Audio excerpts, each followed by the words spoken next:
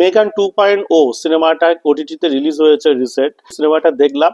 মেগান সিনেমাটা যখন আমি দেখেছিলাম, মানে ফার্স্ট পার্টটা যখন বেরিয়েছিল, তখন এআই নিয়ে এত আলোচনা ছিল না।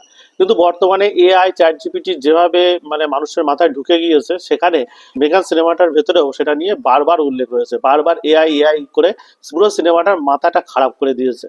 এখানে দেখলে অনেকটা আপনার মনে হবে যে আপনি টার্মিনেটর 2 সিনেমাটা দেখছেন।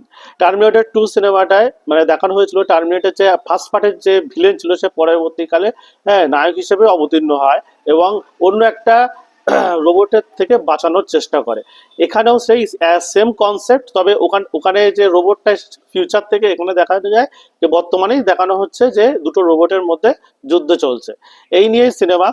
এখানে মেগান মানে পরবর্তী ভার্সন মেগান 2.0 যখন পরবর্তী ভার্সনে আসবে, তখন সে দুনিয়াটা বাঁচানোর চেষ্টা করবে এআই এর হাত থেকে। এই নিয়ে কাহিনী। দেখতে ওয়ান টাইম ওয়াচ হিসেবে ভালো। এমনিতে মেগান 1 সিনেমাটা ওই ওয়ান টাইম ওয়াচ হিসেবেই ভালো ছিল, কিন্তু কেন জানি না সিনেমাটা এত হিট হয়ে গিয়েছিল, যার জন্য মেকার্সরা সেকেন্ড পার্টটা বের করে। সেকেন্ড পার্টটা থ্রিল মোটামুটি আছে, সবকিছুই মোটামুটি। হ্যাঁ, যে ভিলেনের চরিত্রে যে মহিলাটা অভিনয় করেছে, তাকে দেখতে আপনার অপূর্ব সুন্দরী লাগতে পারে। আমার বেশ ভালোই লেগেছে।